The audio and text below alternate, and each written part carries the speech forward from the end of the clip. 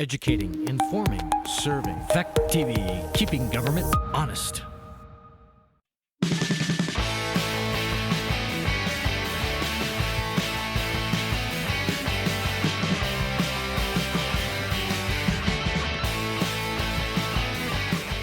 Additions to the agenda for routine administrative matters and/or pressing matters that will require ratification at a future meeting.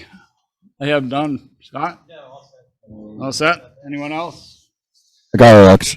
Seeing and hearing none, we'll move on to public comment on items not on the agenda. There'll be 3 minutes a person. Assume you're pressed? Yeah, I've got one. We've been having some really serious speeding problems in town recently. I know we always do, but it just seems that lately it's been really bad. Especially just through the part that I see the most, the downtown. We've had people flying through there, like 50 miles an hour, on a busy weekend. It's kind of ridiculous. There was that one that roared through there during that fireman's memorial. I'll tell you, I don't know where the heck she came from. Boy, I'll tell you. Yeah. So, anyone else? Hearing none, let's move on to the manager's report. Thank you. So, sure we get the microphones on. So just a couple of things. I think both Bonnie and Elijah have been sending some information. A lot of it's relating to Bonnie wants to do some updated signage in our downtown. Elijah wanted to update some of the fixtures. We have some lighting issues that we're working on, some other related issues. Those we can probably work on some of that this year, just out of our regular operating. It's not anything significant, so we'll report back to the board when we get some numbers.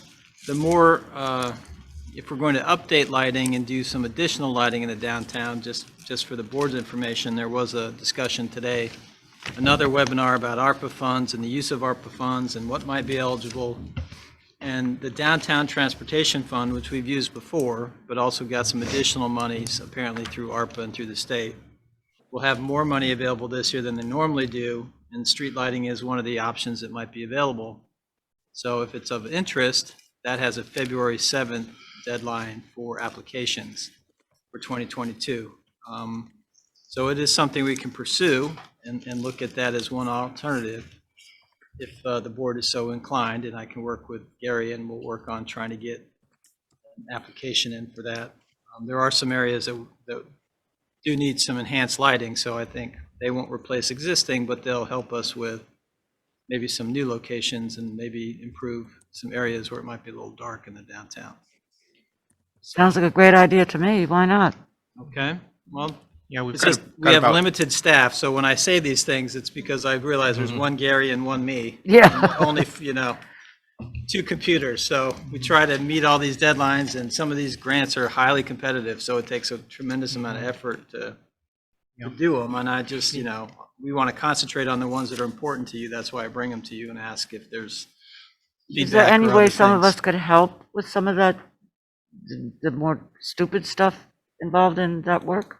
I don't know the detail on the Downtown Transportation Fund in terms of the specifics for this. The links I did not get into today to look up, but if there are some things that we could use some help with, I will definitely. Yeah, I'm available to help. That would be helpful. Of course, you know that I can always help with procurement. That's Yeah, love doing it. So you guys are aware all these things are very detailed. They want tremendous amounts of information, so it just takes a lot of time.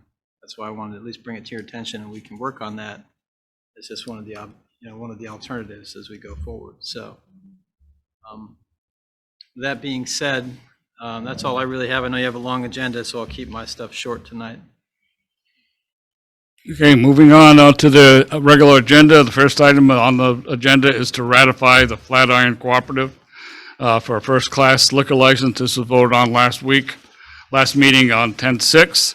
Voted in the affirmative, so take a Just add motion. it to your agenda, because remember, this is a late addition with timing issues, so we wanted to make sure it was on as a warned item, and if there's any follow-up or any questions, it has been forwarded from your previous meeting, so.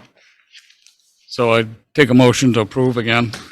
I'll make a motion to ratify the vote to approve the liquor license for the Flatiron Cooperative. Do we hear a second? I'll second that. Motion's made and seconded to ratify the liquor license for the Flatiron Cooperative. Any further discussion? Hearing and seeing none, all those in favor would say aye. Aye. Aye. All those opposed, nay. No, it's coming around for signatures.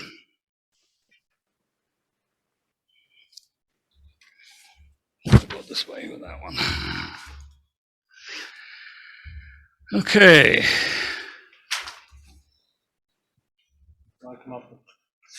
That's great. So we got Adam online. Oh, that's who that is with those glasses on. I wonder, trying to figure out who that was. How you doing, Adam? I'm good. Good to see everybody. I'm sorry I'm not there in person. I had a personal conflict that I'm appreciative of the opportunity to be zooming in today and be able to do both of these. So I'm Sarah sure Adam is with us in person. right. So we have Sarah in the flesh and Adam on, Yes. On Zoom. So we should cover about anything we can cover. Yeah, Okay, this is the BDCC item update and Yes. presentation. Yes. great. Adam's gonna start and then I'll follow up with some specifics. You got it, Adam. Take it away. Great. Thank you again for the opportunity to be here and the continued collaboration and support.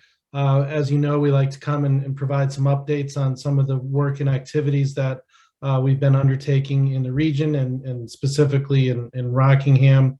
I think it's been really great to have Gary available for partnership and continued collaboration. He's a real asset for the community and for the region and certainly the municipality. So we've been able to do a lot more that Sarah will pick up on. Some of the work that we've reported on in the past and I want to just touch on today is the continued P3 work that we're doing in all 4 Windham County high schools. This work is really critical for students to find their pathways for career opportunities in the region. It's critical for the employers to learn how to develop a pipeline so that they understand where the students are coming from and how to reach the students. Those employers need talent and people need opportunity, and the program continues to serve in that. We've had continued traction and success specific to the Bellows Falls Union High School with the program and engagement with the leadership and the staff and teachers at the school. So that's been really great. We continue to work with the employers in the region and connecting folks through internships as well as the P3 program. This later next month, we're going to be doing the Sophomore Summit, which will have hundreds of sophomores from across the region in person, meeting with employers, getting the opportunity to hear from employers, do mock interviews with employers, and learn about the different opportunities across the region. So I'll leave it there on the P3. We continue to work collaboratively with Gary and Scott on different programs. Happy to answer questions about those, but want to be able to turn it over to Sarah to hit on some of the work that she's been doing this past year. Great, thank you, Adam. So in your packet I sent along that you guys should have received is the one-pager, which is the overview sheet. This is really a really useful sheet for municipalities as far as just knowing sort of what's been going on recently. There's links to a bunch of our different programs. The one I'm going to touch on is the program I run, which is the Southern Vermont Economy Project. And we've been running that program for just over 4 years now, and Rockingham Bellows Falls has been a really big partner in that. One of the biggest things that we've done with the town is the Incremental Development Alliance Technical Assistance. That there was another sheet in your packet, a 2-pager about that. So the Southern Vermont Economy Project provides general capacity building, but we also provide direct technical assistance where needed and or wanted. And Rockingham was our great candidate for this technical assistance.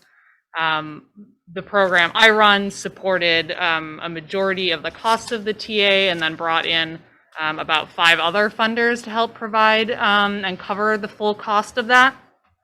And essentially what this organization does is twofold. It, one, works with municipalities on helping identify policies and practices that basically create unnecessary barriers for small-scale development.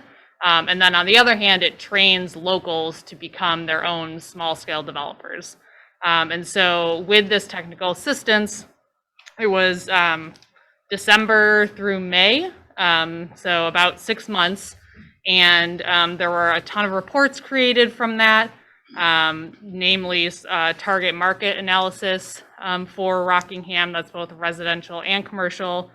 They also did spot tests where they tested different types of developments in town, and there's pro formas on that. We also, with this technical assistance, sent 3 residents to their small developer boot camp, which is a multi sort of course training on taking a project from start to finish.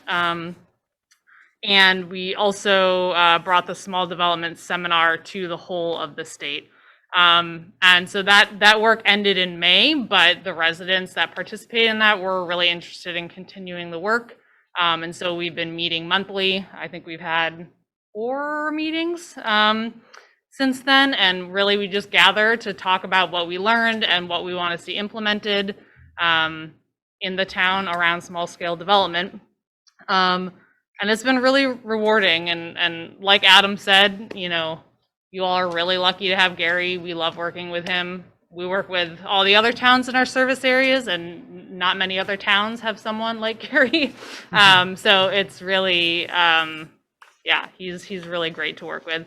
And then coming up in the future, through the working group, we've been putting together some more trainings. We just did sort of a general pro forma training, but we'll do sort of more specific trainings, as well as a multifamily homebuyer course that we're partnering with Wyndham Windsor Housing Trust on.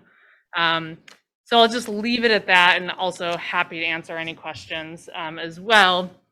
And I guess lastly, just thanking you guys for your continued support. Financially, you have supported us since 2013 consistently, and we really appreciate that and love working with you guys, and hope to continue that partnership. So I'll stop there and answer any questions, and we'll go from there. Rick, were you able to access the total packet on the internet?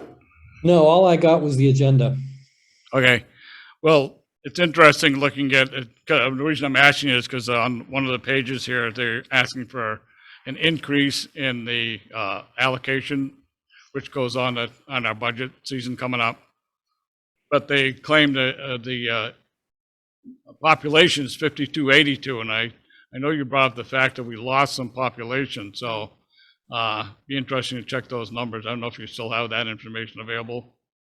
I think I can pull it up. Let me poke around and see what I can find. Okay, And it'll be something Sarah- just to check when we go into the, into budget season. Well, Yeah, it's I- based on the 2010, and I think the numbers you had, Rick, were 2020 Yeah. Right. census numbers, so Yeah, there is a 2020. difference. Mhm. Yes. Yeah, it did go down. I have it on my computer at home, but I don't know the 48 number. something. Yeah, so we, because we start our funding process in July, we were using the 2010 census numbers because that's what we had. You know, it's really up to you all what that amount ends up being. But, you know, in order to just keep it consistent, we use 2010, and then next year we'll use the new numbers. But again, it's up to you, whatever that amount ends up being. So we will, you know, gladly accept whatever it is you decide. Does anyone else have any questions? Now, Peter, I've got those numbers if you want them. Rockingham Town is 4832. Bellows Falls only 2747. Saxons River only 479. Rockingham not Bellows Falls 2085. And Rockingham not Bellows Falls or Saxons River is 1606. Okay. Good enough. So we'll look into that when we do the budget. So All right. Yep. that's where we figure out how much we're going to put in there. So, okay. Anyone else? I think the only thing, just a comment, Peter, in general, we've been working with BDCC with some issues around chroma and some of our stormwater and some other concerns that they've had. So they've been a good partner with us, and obviously chroma is an important part of our business fabric here. So we want to make sure we continue to keep that relationship strong. So they've been very helpful with that.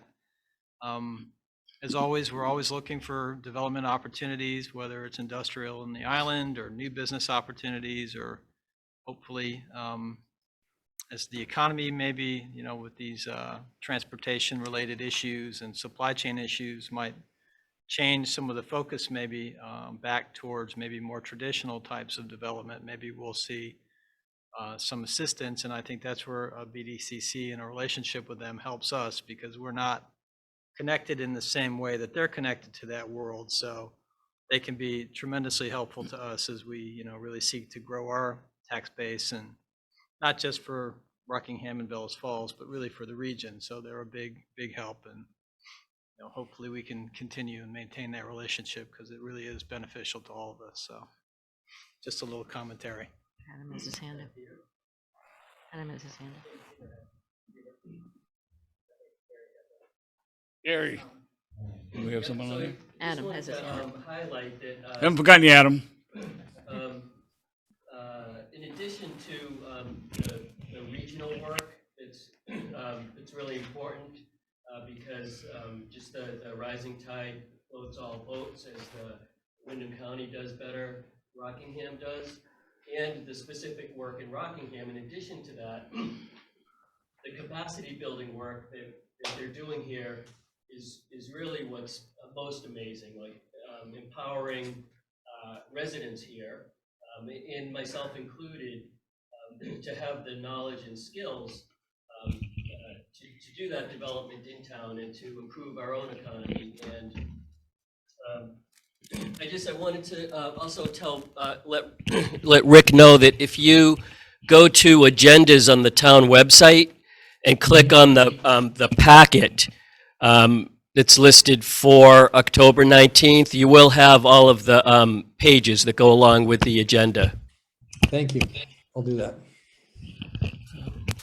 And so the SEDS program also that BDCC operates with their capacity building and training, Rockingham has been able to submit, I don't know, probably a seventh of a lot of SEDS projects, which put us in the regional planning for economic development projects. And especially as we get to the larger projects that Scott was referring to those implementations, that's a crucial piece too to federal funding with the EDA. So thank you, guys. Thank you, Gary. Adam, final comments? Yeah, really briefly, Scott and Gary, thank you. Appreciate those comments. I just wanted to share some facts, some data that folks, the board and the audience may find interesting. So we pivoted to working with over 700 businesses during COVID. So all of our program staff had to really pivot and work with sort of emergent business support. And over the past year, we've continued to do that work as folks also got back to their programs. In Rockingham, there was PPP loans. There was $10.9 million in PPP loans that came into Rockingham, representing 147 different loans. Those are not necessarily 147 different businesses. Some businesses were able to secure 2 different loans, but it's about 120 or so businesses getting $10.9 million. And that's not work that BDCC necessarily did. While we did support a lot of folks in navigating that, it's just noteworthy to recognize how much federal dollars came in to support the businesses in Rockingham and those employees. BDCC also helped implement a statewide CDBG program, which is a community development block grant program for disaster recovery. And we had 3 businesses in Rockingham receive $25,000 in total support through that grant giving program. So businesses in Rockingham were paying attention. They were accessing the state and federal support and did a good job being able to bridge that need to get through both the emergent part of the pandemic and as we come out into what will be known as recovery. So I just wanted to share that data. Thanks again for the opportunity to be here tonight. You don't want to have any questions for Adam or? Guess you guys are free to go then. Thank you so much. Thanks for having coming us. up Thank you, and sir. taking the time to give us a little bit of your time. Thanks, everybody. Thanks, Adam. Okay, next item is the HPC Historic Preservation Commission update for 66 Atkinson Street. There were 2 sheets in your packet. One is a large building demo agreement. Does anyone have any questions on that? I had a couple of them, but one of them has already been answered by Scott. That was the date on there of May 16th for completion of the project, but that's, Right. The vast that was majority of his the work's going to be total done. project, the grassing Right. and the whole thing, because not much work's going to get done over the winter. So, the other was that we're going to pay for traffic control during the initial process, I guess. We're going to work on that with the schools. And so we really haven't determined yet how that's going to be. We're hoping to do a lot of this while there's schools are not in session. So we might not have to spend that money, but all of the proposals had traffic control in it of various amounts.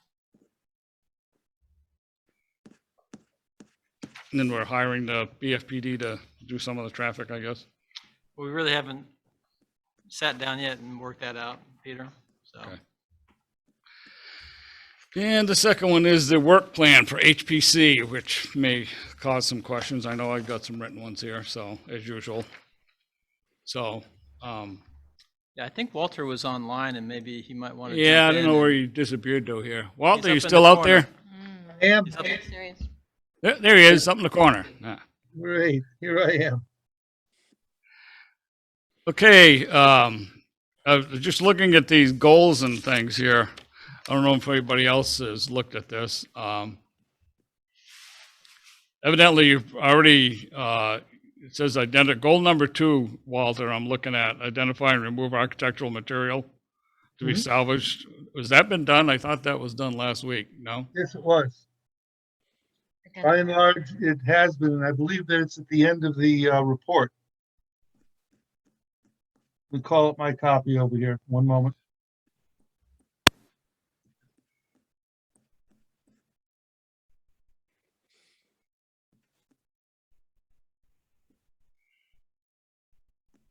I think at the end of the report, there is an appendix with salvage priorities. Yep, I saw that. Okay. Those are the various items that have been identified for potential salvage, by the town. The way that they're listed out is they're in 4 basic tiers. The first one is the stained glass triptych and the small leaded glass windows as a group. That would be one bundle, if you will, of salvageable material. The second one is tier 2, the removal of miscellaneous already deconstructed lumber. That's kind of a quick way of saying there are piles, for example, of 2x4 of old salvaged 2x4s, 12-footers, 25 of them sitting on the side. There's some other miscellaneous lumber that's already been taken apart, nails taken out. They're ready to be hauled away. Tier 3 is the steeple, has been identified as a potential item to be salvaged. And then finally, on tier 4, there are numerous hand-hewn beams that are in the roofing frame that, if it's possible, it would be great if they could be salvaged and sold, if not used by the town.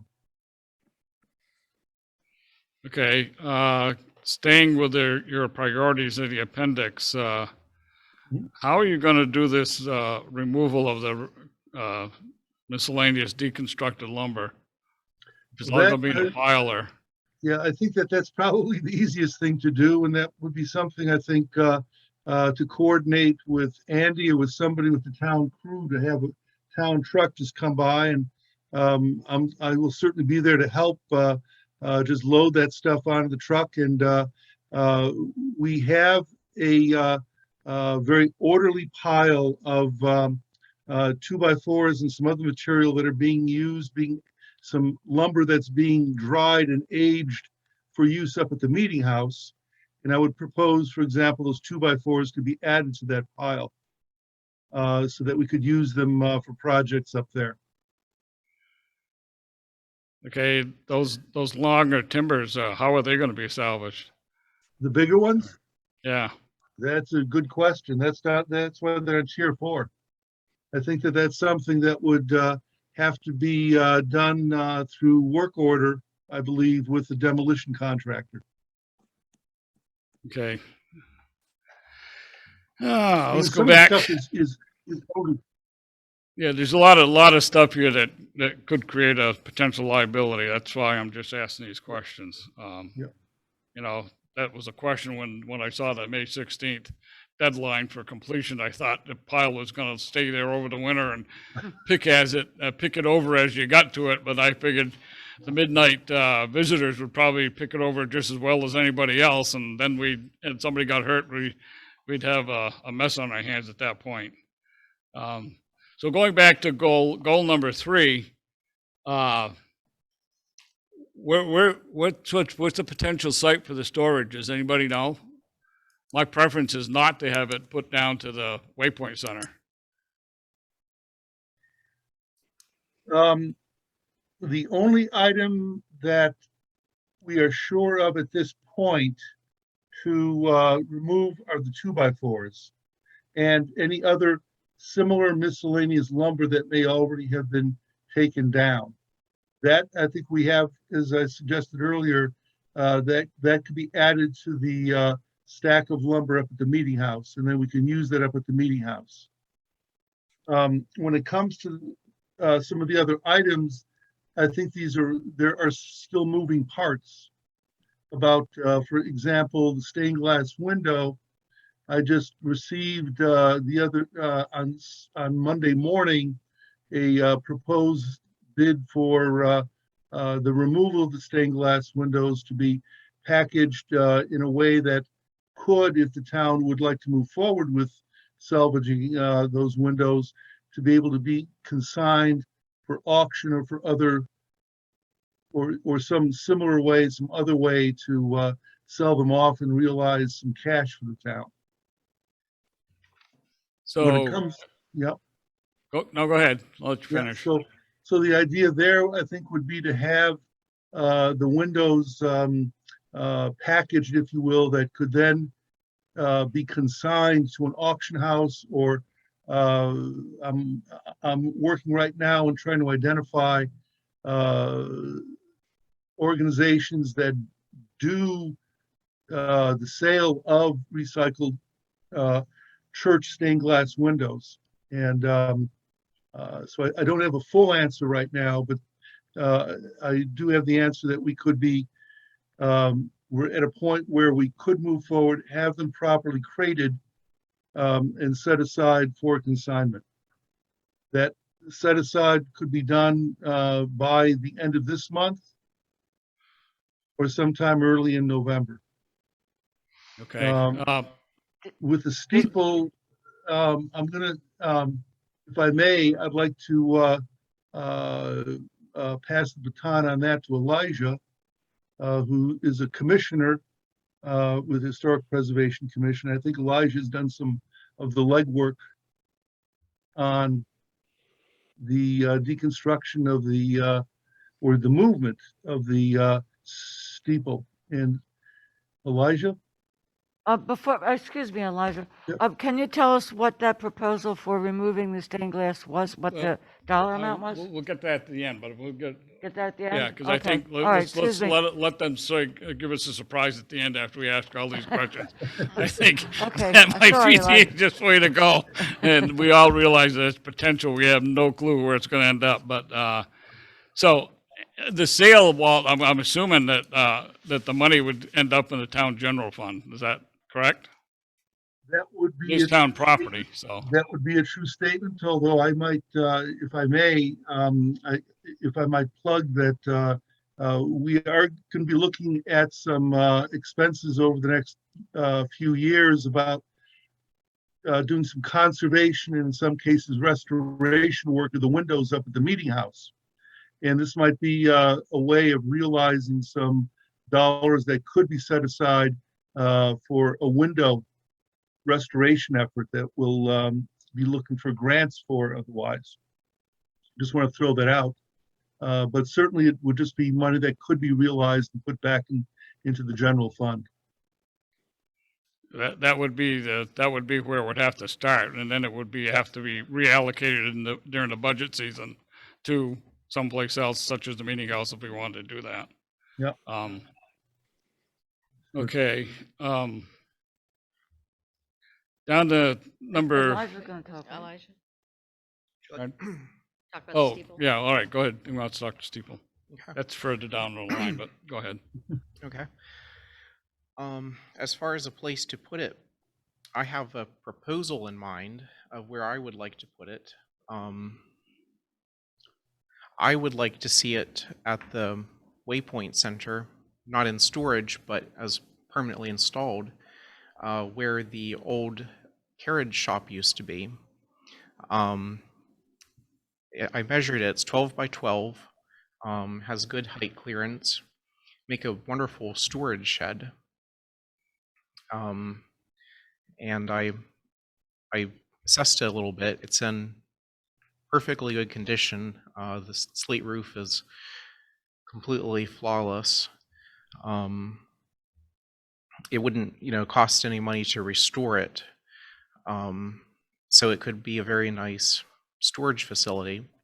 Ever since the carriage shop was demolished, we've had a problem of finding storage space for our seasonal items for the downtown.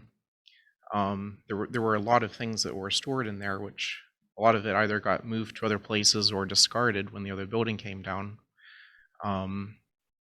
So we need a storage place. So this could just potentially fill that need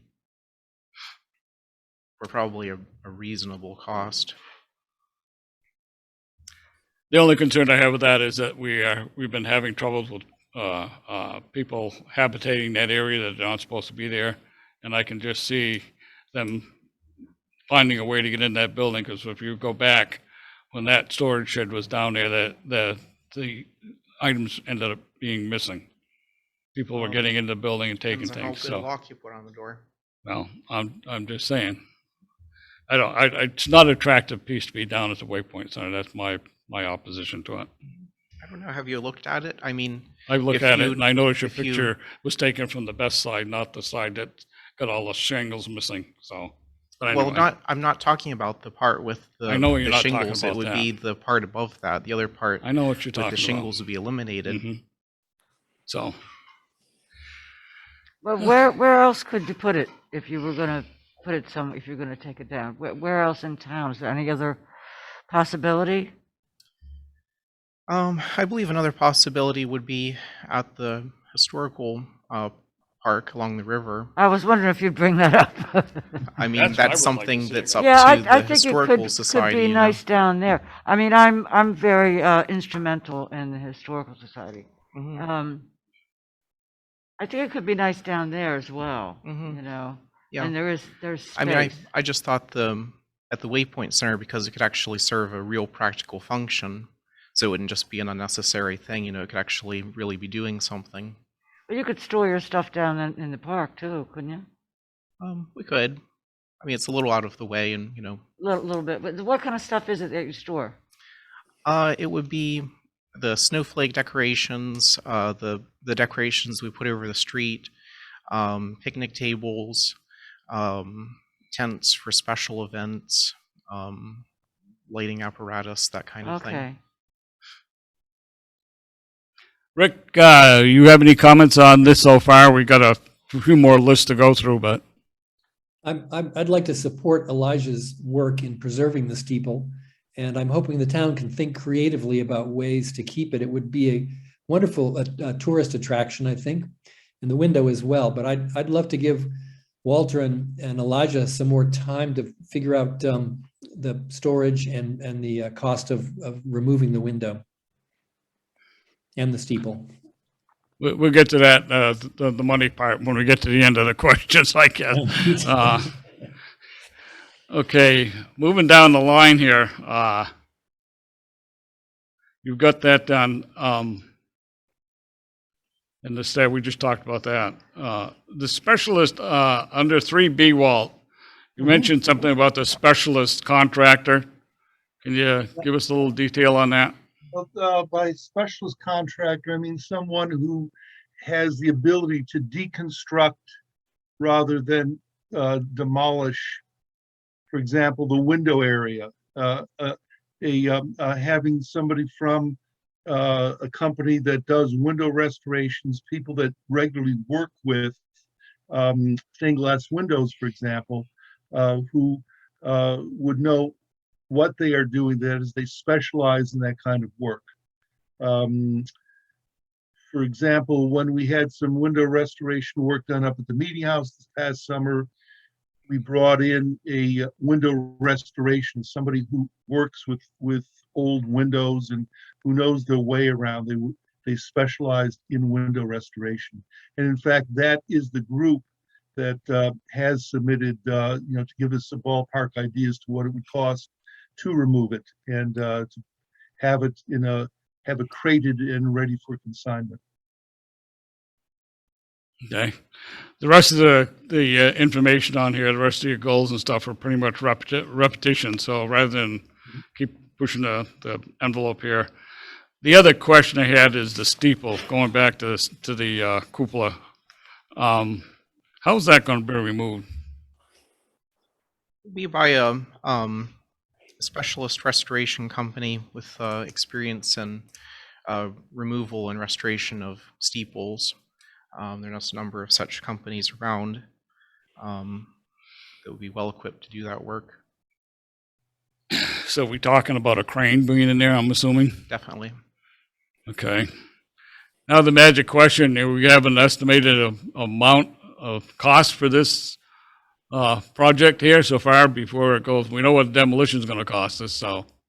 So the hiring a specialist contractor to remove and to crate up the window, the stained glass windows is in the neighborhood of $5,000 to essentially conserve a window that appears to have a market value of somewhere between $10,000 and upwards of $50,000 based on the input that I've received from stained glass window experts, including some who have been referred to me by the State Historic Preservation Office. So these are not, I think, these thoughts about the potential value of the window, I think have got some real meat to them. So it would be an expense of about $5,000 to remove a window that could possibly turn around a fairly significant amount of money for the town general fund.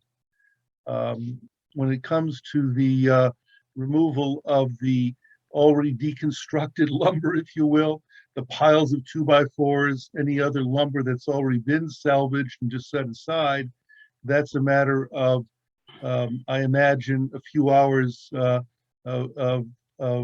help by the town crew and with the town truck, just to move them up to the meeting house.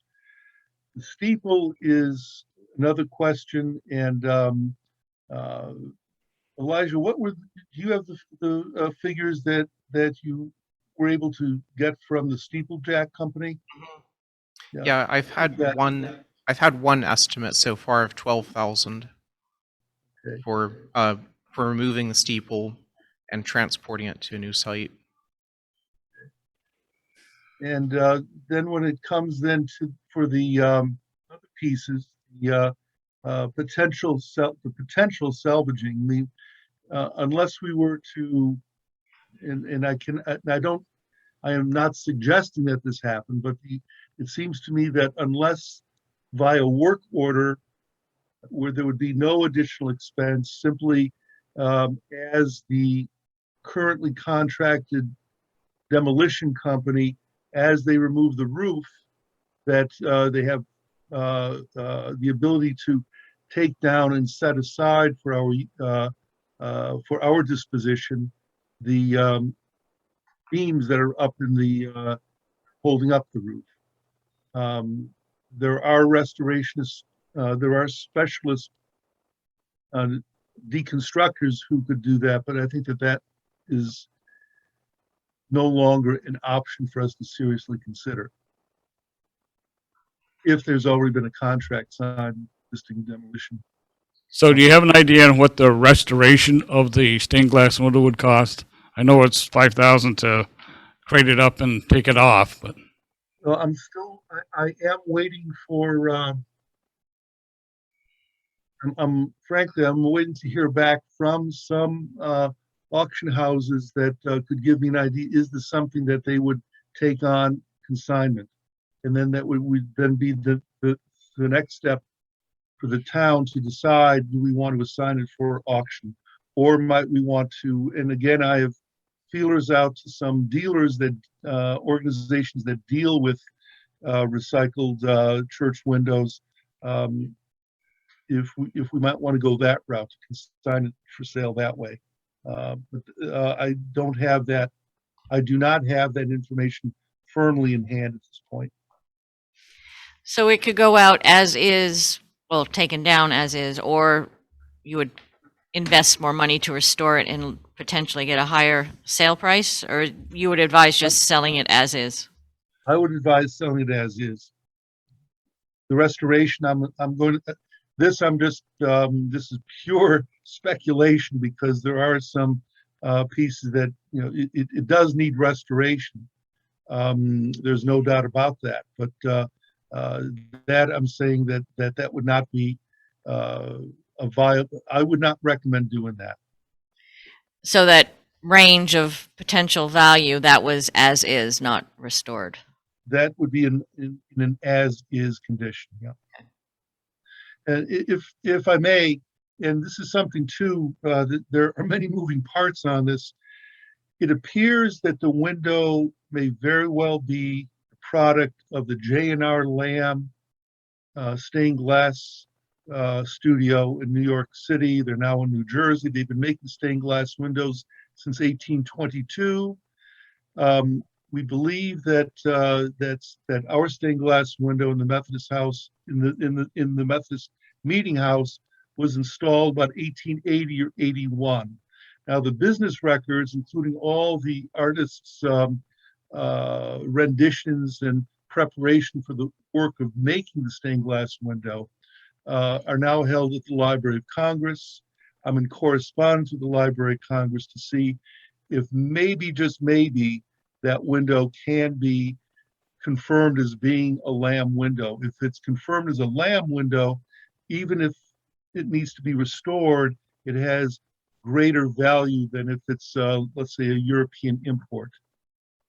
I just wanted to get that out there too, that's part of the moving parts here, is we're still trying to figure out just what that value, just how valuable a piece is it. There was some talk early on in this whole process, about 3 weeks ago.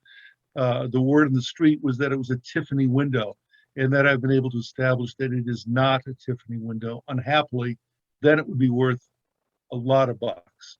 But as a Lamb window, it is worth some value if we can establish its provenance. And we're working on that. So safe estimate probably would be in the vicinity of somewhere around 25,000 by the end of we get done with the steeple and everything and town highway costs and everything else. I would say it would be a safe number, I would think. I'm just throwing that out there, 'cause it seems we got 17,000 tied up with your numbers right now, so. Well, it would be 5,000 plus 12,000 plus whatever the town crew cost would be to have somebody spend a morning or an afternoon moving the lumber up there. If I had a Yep. pickup truck, I'd pull it up there myself. I don't have a pickup truck. Unhappily. I do. Oh, somebody said, did I hear I do? Yeah, I just got to pick up stuff. I'd be a happy volunteer. I feel like we could definitely find somebody. Yeah. It's not that we're talking about a lot of stuff. I mean, there is some, it would be nice.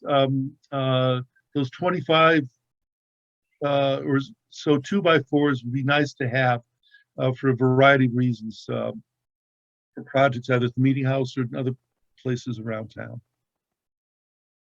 And they're free. They're not $5-6 a piece. Yeah. You haven't priced lumber lately, have you? Well, the 2x4s that I just bought for that I just got some rough sawn 2x4s at the beginning of the season, and they were $4.50 a piece. Yeah. That's Scott, dealing how's with this- the local sawmill. Anyway, So how's that gonna work time-wise with the highway crew? It's all going to be storm dependent, I assume, but. I mean, right now, until snow comes, we're doing cleanup, so we can dedicate some folks and, Okay. this is probably one of the times of the year where we could probably do that. Much more prevalent than spring or, Okay. Going back to the roof timbers, my guess is they're just gonna come and push the thing down into the center, and they won't be carefully taking down a roof. So we would have to, for them to carefully take down at least to the roof to get to those beams, I imagine would cost more than the contract certainly has. Right. So that number we would have to get from the contractor. Mhm. I mean, I would I've be got a- great to save them because, I mean, that's pre-revolutionary wood in those beams. I mean, they're valuable. So that could be something. I don't know what the square footage now, what you get square foot for those beams now, but they have value. Rick, you have any comment or?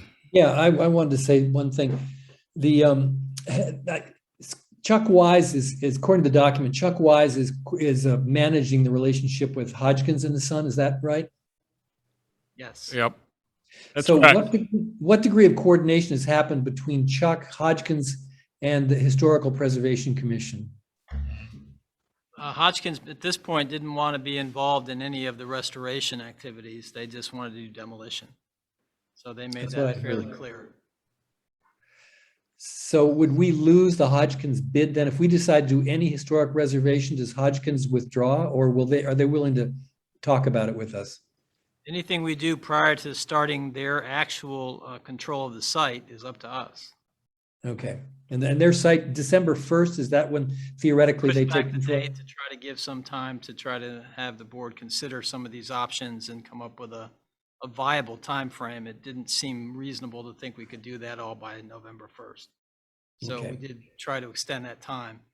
We Good. really can't go much past December 1st because of other commitments that they've also made. So that's a hard deadline. All right, thanks. Weather's also going to play a factor, by December 1st, we got to have a foot of snow on the ground. So that could be an interesting complication with time-wise, with them plus our own highway department taking care of the roads and things, so. It sounds like we can't get those roof beams, right?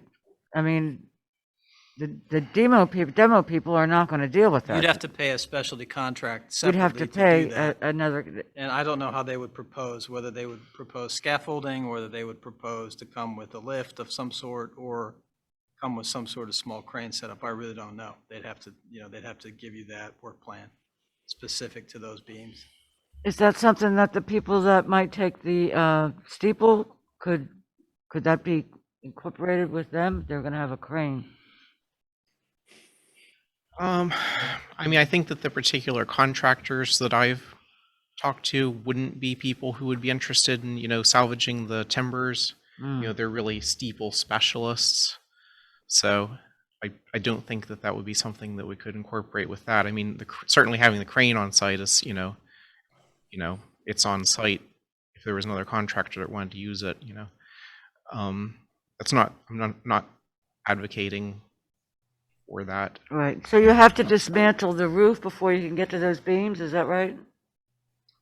You have to rip off the roof? I would think so. You have to- Yes. I would think that slate roof would have to come off. You gotta get that all off before you can get to the beams. Then Yes. you'd have some access to those beams. Which ones particular, I'm not quite sure, but yeah, some of So them then- would be available. That just sounds like it gets really cumbersome because the Hodgkins wants to just smash it down, haul it away. So you'd have to get somebody else to get the slate and everything off and then extract the beams. Right? Is that right? I'm trying to picture this process. Yeah, that's generally how they would do it. Knock the roof down into the building and then take it apart from there. And Yeah. put it on a dumpster. So we'd have to hire another contractor to do that part, right? Right. And To then get at some those- point, they'd have to leave the building at least in enough of a condition that it wouldn't fall over. Right. Right. The hazard, right? We'd have to have structural supporting, so Oh it my wouldn't be just God, like they that's could right. pick beams and just leave it to sway. It would have to And be then we have a timed. blizzard, and Oh, 50 God only mile an knows. hour That's all, wind, there's bad things. and Lots of bad Hodgkins things can't start get to in there happen. for 3 There's a weeks. lot of things. Well, it was interesting reading Walter's comment about the amazing part that it hadn't collapsed because of the trucks traveling on Acton Street. That newspaper report, I'm surprised to see that, but Yeah. maybe you were in the building when one went by. I don't know.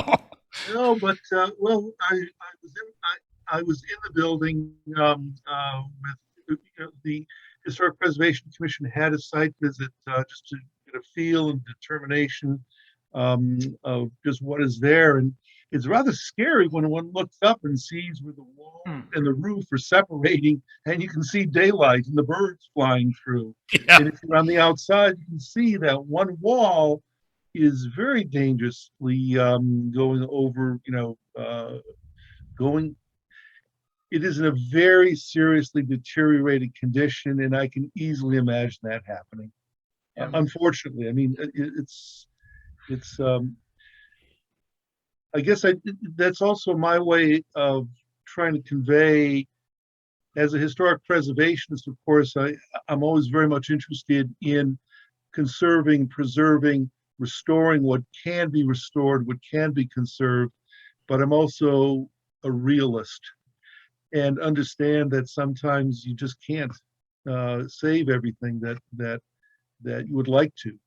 As one of my mentors in preservation observed not too long ago in an email exchange with me, and this was on another project, not on this one, but sometimes you just can't say, not everything can be saved. And in this case, I really am afraid. Now, I want to thank the select board from the HPC point of view to have this conversation, because I know that the demolition was, that the demolition has been moving forward. And now I really appreciate the time to kind of for the select board to think this through and to be a little more thoughtful about how we might be able to pull some things out, like the stained glass windows, possibly the steeple, and save those, and actually turn around and maybe even make a little bit of money on the deal too, to help to add to the town coffers. Anyway, that's my wrap. Rick, Walter? you're on. Given all the publicity that there's been, a lot of enthusiasm, do you think there's a fundraising possibility that the historic preservation or the historic society could undertake a campaign to help raise some money to save the window? Wow. There's with the kind of time frame, with the short time frame that we have, that seems unrealistic to me. I'm not quite sure. It's been a while since I've been involved in any kind of fundraising campaign. I remember being involved with someone a good number of years ago when I worked with when I was on the board, the Vermont Humanities Council, and it takes a lot of time and thought to go in to have a successful campaign like that. I think I'm not sure. some of the online platforms, GoFundMe, et cetera, have made that process a lot easier for sort of grassroots and getting the word out. So just to, I don't know if you've used any of the online fundraising platforms, but they can raise remarkable amounts of money in a relatively small amount of time. Yeah, it's true, although I think, I know what you're talking about, Rick, and if you look on Facebook, a lot of comments about the loss of that window. Yep. But I'm not sure if people would feel the same if we were saving it to sell it. Mhm. True. I think there's a feeling that people would like it to stay here somewhere so they can keep looking at it and keep it here. I don't think there would be the response, as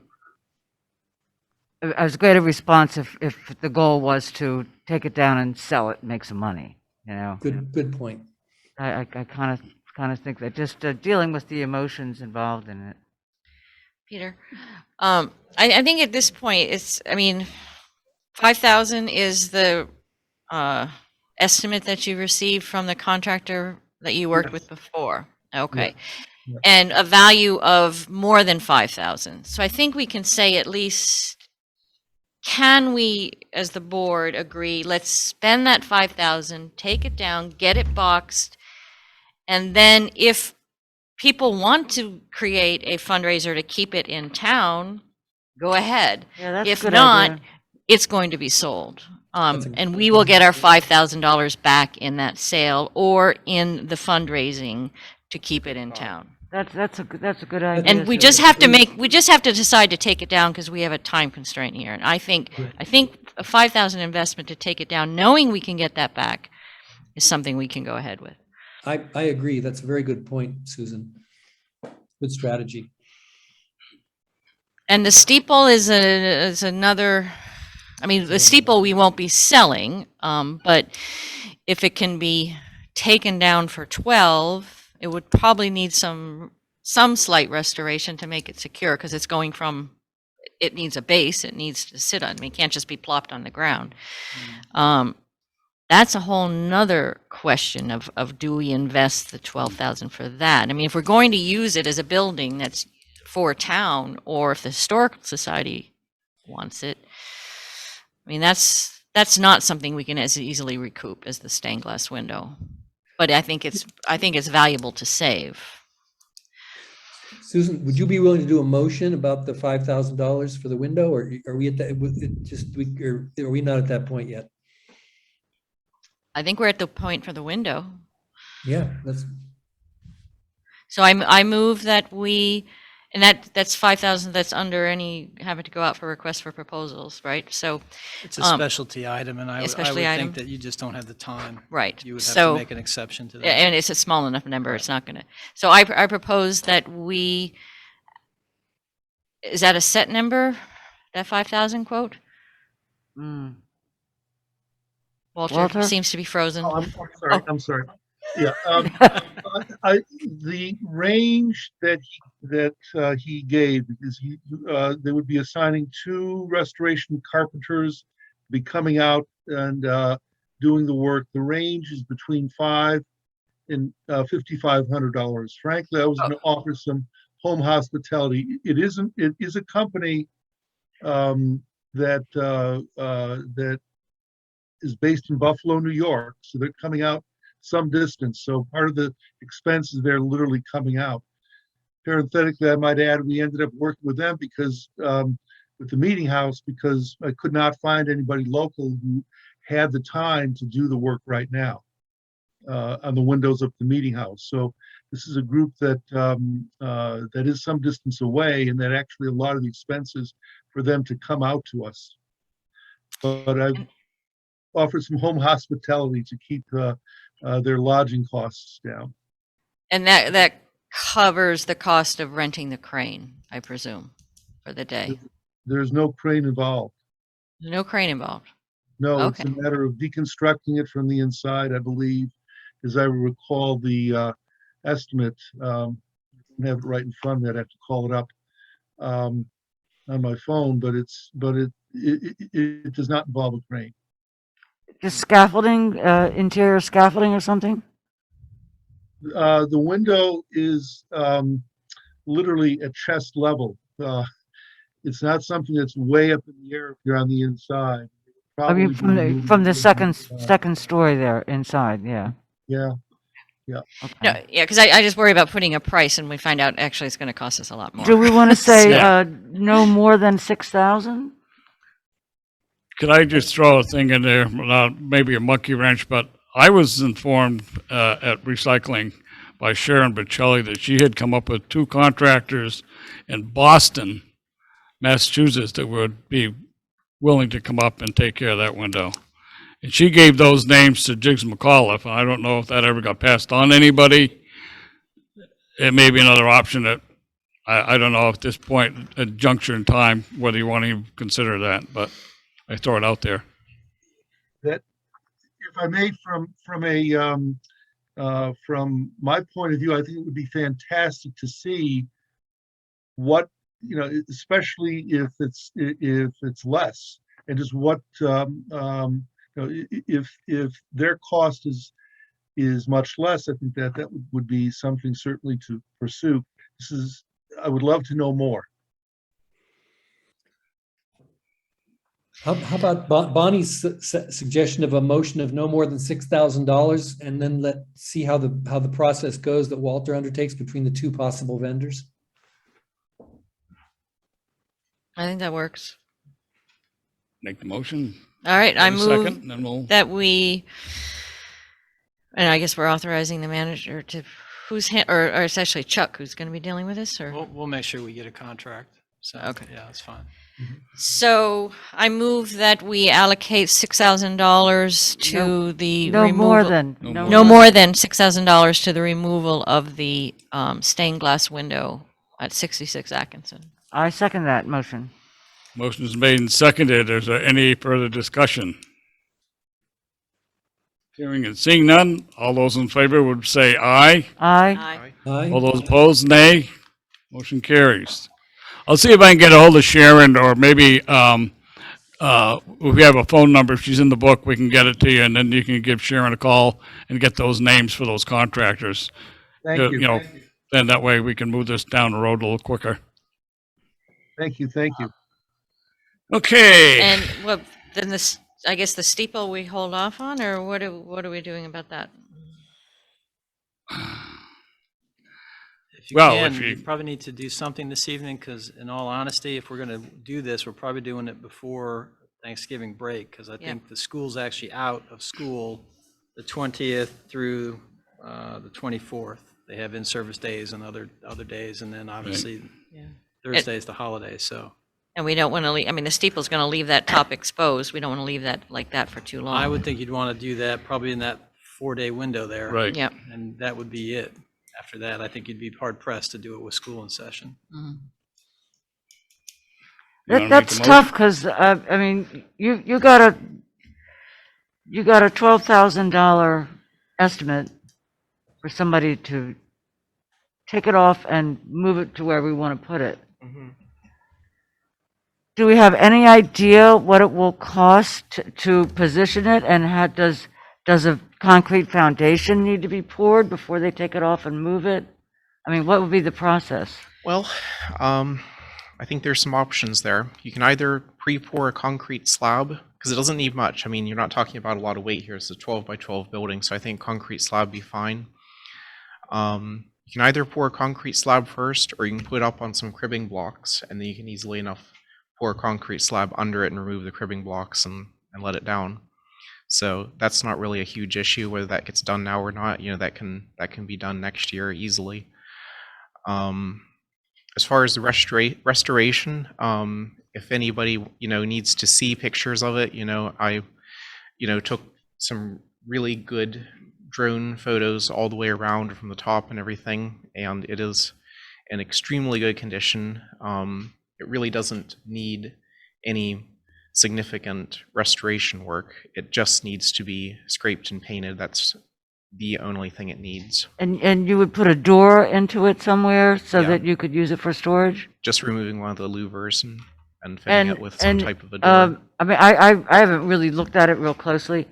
It's tight. In other words, you don't need to, nobody can get into it easily through the other, like, louvered areas? It has or- louvers on the sides. I would personally just enclose those from the inside with plywood, Just close it off inside, yeah.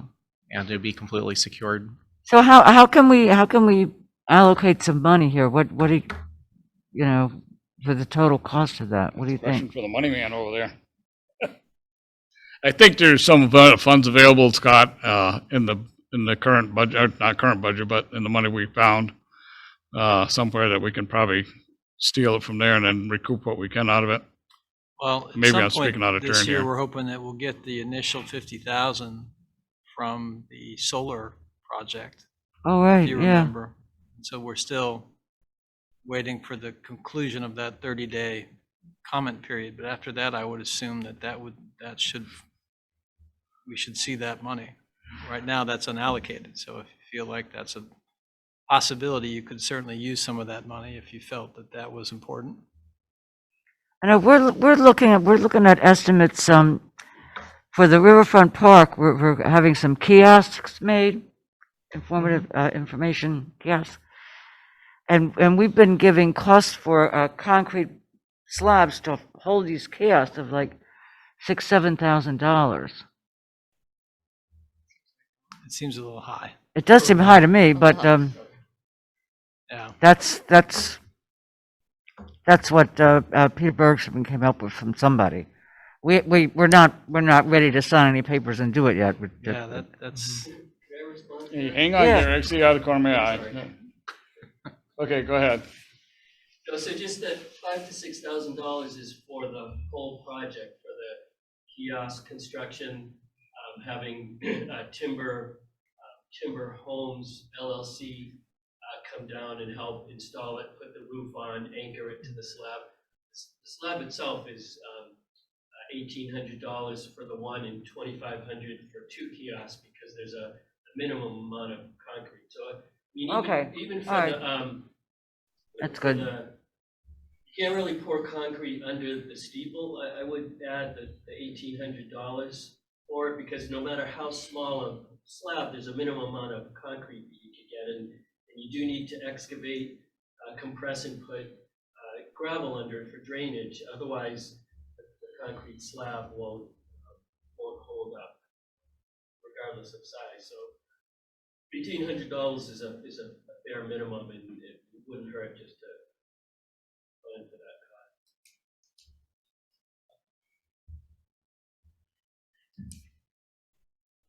So what you're saying, Gary, you're probably looking at about 15,000 with a slab? That'd be a safe number. $1,800, yeah. Well, Sure, 12,000 yes. for the steeple removal and another 2 to 3 for the base, and Right, probably need some gravel and a little bit of excavation. so that changes your number, so if you want to make a motion, I would suggest you use 15,000. All right, I move that we allocate 15,000 to the removal of the steeple from 66, the removal and relocation of the steeple of 66 Atkinson. I'll second that. Motion's been made and seconded. Do we have any further discussion? Could I just ask one question? Yep, go ahead. Where are we relocating it to? What's that? I don't mind relocating it, but where are we relocating it to? Oh, yeah, we don't want to pour a slab on site A and end Need up some moving it to sense of site where do B. you want it to go? I think that needs to be figured out. Okay, We can do that, Dave, between now and December 1st or whenever, or November, the date you gave us, November, for the school vacation. yeah, the 20th to So 24th, it okay. gives them a month to figure out or define. Doesn't where give us they're- much where it's time, gonna because go, we only so have it's that amenable one to first everybody. meeting in November, and then at that Yeah. point, we'll definitely have to have somebody on board, because it's a little sketchy to start pouring concrete too late. I feel like we'd want to ask a couple of people, for, You see it, some of these people from the community, where they would to get some sense, like some recommendations from other people outside of this board, and then kind of make a final decision. What other places are there? I mean, could you fit it at the Hetty Green Park somewhere? You could. Okay, Walter, I'll let you jump in here. Thank you. If I may, and this is just off the top of my head, one of the things that I think is really neat about that history trail is you come down under the hill, go by the Adams Grist Mill, walk down, and then you enter on this trail. It seems to me that there's a nice little knoll right as you enter the trail that might be a good place to put it. It would be not deep in under the hill. It would be sort of the gateway. There could be some nice signage by it that identifies it as the steeple from the old Methodist meeting house, and have it open and available for a storage shed, but also be on display as somebody who's taking, so that people can appreciate it on a walk. That, I guess, would entail approaching the Bellows Falls Historical Society, whose annual meeting is happening on Saturday, not unincidentally, and that might be something to have a conversation about with them. Just a thought. When you say Little Knoll, are you talking about the area by the Wyman Flint building? Are you talking about over there, or where? What little? In my mind's eye, I'm kind of walking along the parking lot, and then the trail starts. We can't hear you well. I'm sorry. In my mind's eye, as I'm thinking about it, you're in that little parking lot area, and then you walk. The trail itself, as I recall, starts in that grassy area, and then kind of walks down towards the river. There's like a little, Right. A nice little grassy area right there. You mean that little sloping hillside that goes down? Yeah. Right there. Okay. Just and if it's just something to throw out, because I think that's something like putting over, for example, by Waypoint, what I heard a little bit earlier. I can just imagine the challenges of break-ins down there, for example, and I think it would, it could be part of that landscape, that historic landscape that the Historical Society has been developing along with the town, along that old mill area. Just a thought. No, I think it's a good thought, and we still haven't concluded what we're going to say on these kiosks. We're still going round and round with that. But if we determined that we were going to put it down there, we could describe it on these kiosks. It's like what it is and where it came from and why it's there. So, let's see if what they say on the board of the Historical Society. Yeah. Elijah, go ahead. I guess I would put in, just personally, I would put in a plug for having it at the Waypoint Center, just because, I'm involved a lot with the downtown things, and it would just be nice to have a place where we can just pull out that stuff, where we use it. That would be my suggestion, but that's just my. Seems to me that suggestion Walt made was a workable solution, I think. But like I say, we've got until November 20th or so, somewhere on there to make a decision, because once that's there, it's down. So it needs to have a home to go to. So, First meeting in and November. you're meeting this weekend, so we can get an answer from there and go on from there, I guess. Gary So, had a comment. Gary. Why don't you come sit with us, Gary? I'm sorry, I guess I would just urge not making a quick decision on that. I mean, if you look at the plans and the themes for the park and trail system, all of the artifacts along the trail and what's on the kiosk have to do with the mills, and that whole area was paper mills. And the Connecticut River Heritage Plan that is in place for the destination tourism for that area is all based on paper industry, rail industry, the canals and the hydropower, and the churches and residential piece. It doesn't, I think it would be out of place there. And So anyway, it's just urging you to take your time and think through the big picture of where it ends up. Do you think having it down there would in any way hamper your efforts to get various grants and funding for other improvements on that park? Gary? He's reaching for the mic. I don't think so. Oh, I'm not suggesting that it would hamper fundraising. I am suggesting that it wouldn't fit. Right. Just to consider what the whole rest of the park and what the theme is, or not so much the park, but the museum spaces and the destination tourism, the grist mill. At any rate, yeah. Yeah, well, I don't think we have to make that decision now, as you said, so I think Yeah, we can I move was ahead gonna just with the say, motion and- the same thing Sue just said. We don't have to make that decision where it goes now. You've got a month and a few weeks to make that decision and come back to the board, and then we'll have to lower the hammer at that point and figure out where we're going to have to put it. So the motion on the floor is to appropriate not to exceed 15,000 to remove and relocate the steeple of 66 Axon Street. Any further comments? Rick, I think are you anxious to speak, or are you ready to go to sleep? Your hands are moving away there.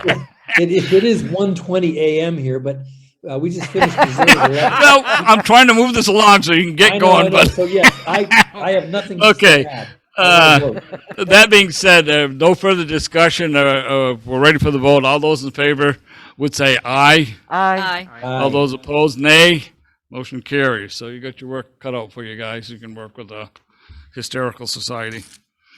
Okay, the next one is item number 4, which is a request for a fee waiver for Rockingham Meeting House. There's a resolution in your packet. They're requesting that they waive the fee for educational purposes. Any school or college groups coming into the Rockingham Meeting House. Current fee is $150 for Rockingham residents, and non-residents are $250. So they just would be asking to waive the fee.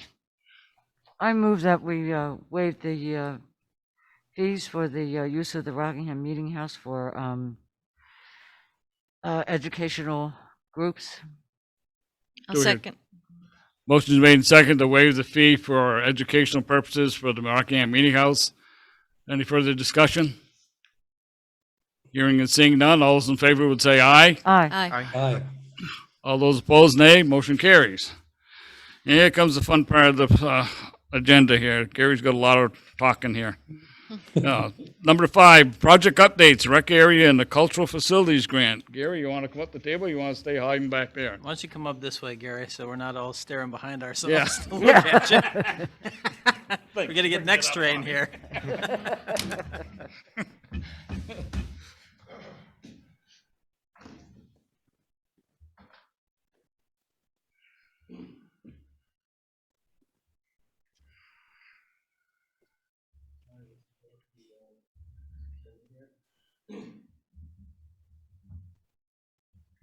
So the first item, the town recreation area improvements. The town rec area, the land is owned by the village, and it's leased to the town, and the village passed a motion at a trustees meeting for the pump track to be built at the site that it's built. And the Rotary has donated a couple of benches to the pump track. So there are a couple of concrete pads to be installed there. And there are maintenance tools for the pump track and BMX bikes that the Bellows Falls Community Bike Project is repairing and donating for school programs and bike project programs at the pump track. So there's an 8-foot by 12-foot garden shed that is in the grant. Also, that will be on the pump track property right next to the community garden fence, pretty much where the community garden garden shed is. So all the buildings will kind of be in the same place. Again, just a small shed, no electricity, no running water, easy maintenance. Cultural facilities grant. So the town was awarded $21,222 towards theater lighting for live performances, concerts, that sort of thing. And as the town staff was working on different aspects of the Opera House lighting, the architectural structure for the whole lighting system is turns out it's very archaic.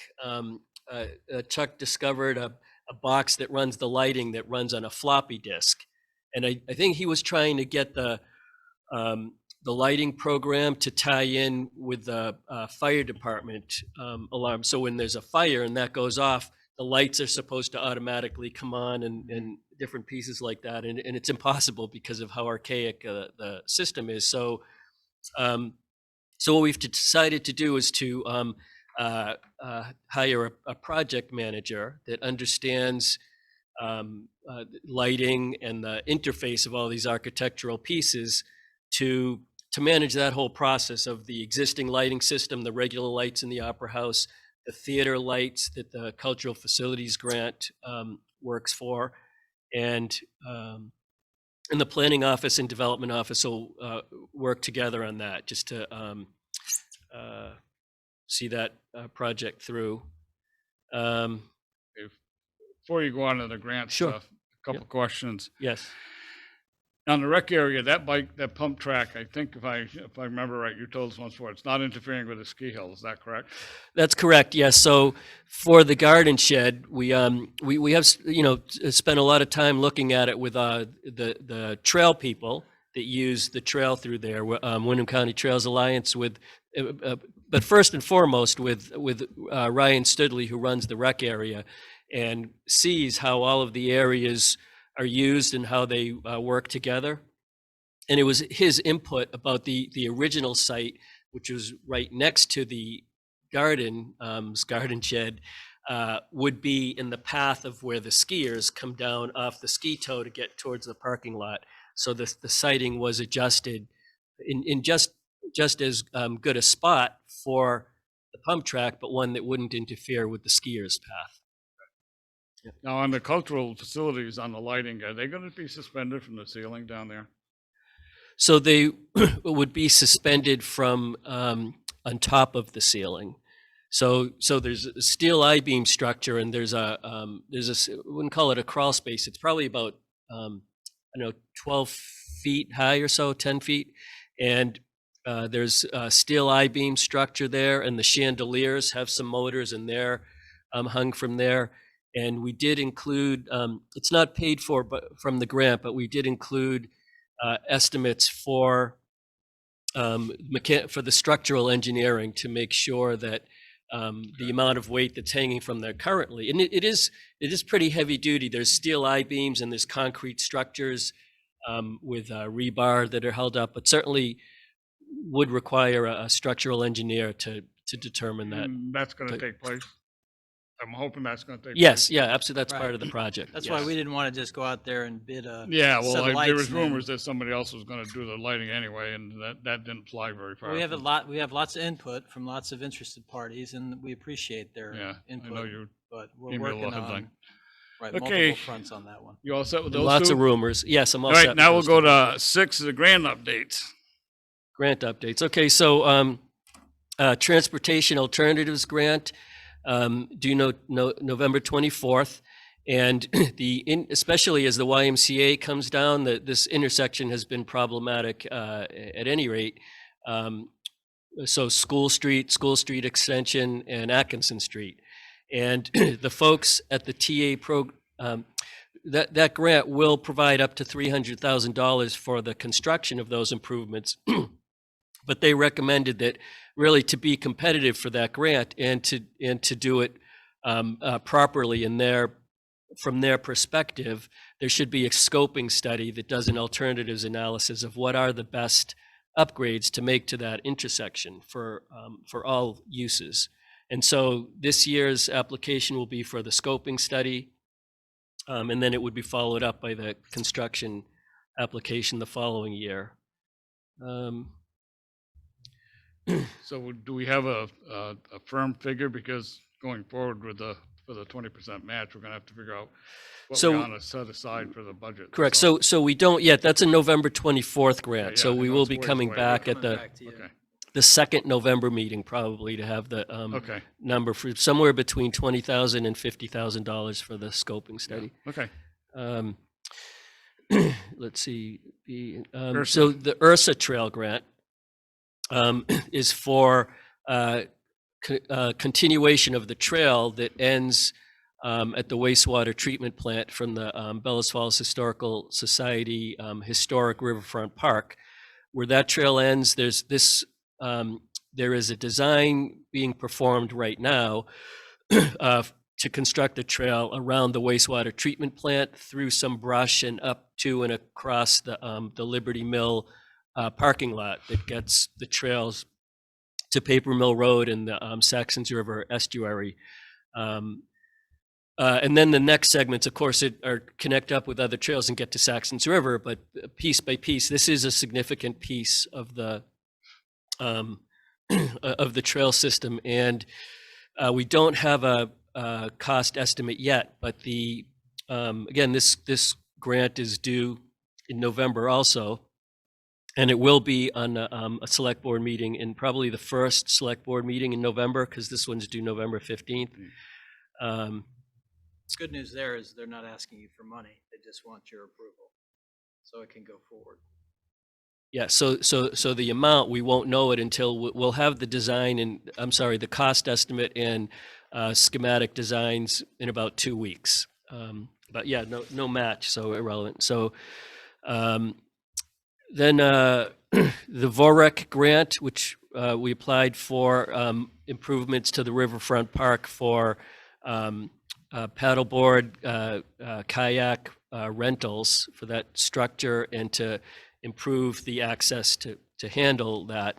And it's in conjunction with the Connecticut River Conservancy is doing a joint VOREC grant that we're a part of for all of the potential access points along the river to build online mapping, marketing programs for that. I forget what they call it. There's a really catchy name about the paddling and the river, and but at any rate, so they're funded for that. We did not get funded for that enhanced piece. There were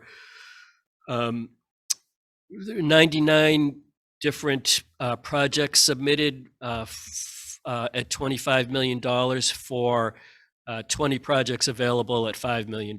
So it was very competitive, and the VOREC and the Ursa went together. So we're pleased that we did get the Ursa, even though we did not get that VOREC. Although invited to apply for the Ursa. So the grant is still competitive. We don't have the funds to build the trail yet. We just got through the first hurdle on that. The regional marketing grant, a joint project with BIFTA and multiple town organizations and businesses, and a couple of regional.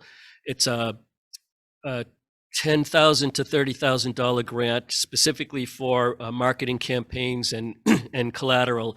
And while last year's regional marketing grants, BIFTA got one and the town got one, those were specifically during COVID to enhance residents, to attract people to stay local, stay safe, and show what we were doing for safety for COVID measures. This year, as part of the economic recovery, the marketing grants have more money in them. They're more robust, and they are specifically to bring visitors from around the region and from a couple of 100-mile radius. So we are developing an application for that. Again, that one has no match requirement, and that one is due November 3rd. the bylaw modernization grant. The Planning Commission is working on town plan, and along with land use regulations, housing, transportation use, there's a lot of zoning items that are outdated. And with the the program that the incremental development one that BDCC was talking about, that working group additionally has some bylaws code things that were discovered that inhibit development, especially of housing, and with the shortage on new housing, we're looking at changes that will facilitate that. And there's also that Ridwig group, as it's called, is looking at a neighborhood development area for Bellows Falls, and then the following year for Saxons River. And neighborhood development areas are, they co-locate. There's a requirement that you have a designated downtown or a designated village center. And what it does is it extends that zone for residential purposes out into the neighborhoods a half mile from the designated center, and gives you some of the same financial advantages for the residential area that you get in the designated commercial center. So again, it's another tool to help incentivize with increasing housing around the Bellows Falls downtown and then the Saxons River downtown. So part of the, and there's specific requirements in those programs for zoning bylaws. So part of this request will also ask that the consultants make sure the final recommendation for the zoning bylaws are compliant and eligible for the neighborhood development area designation.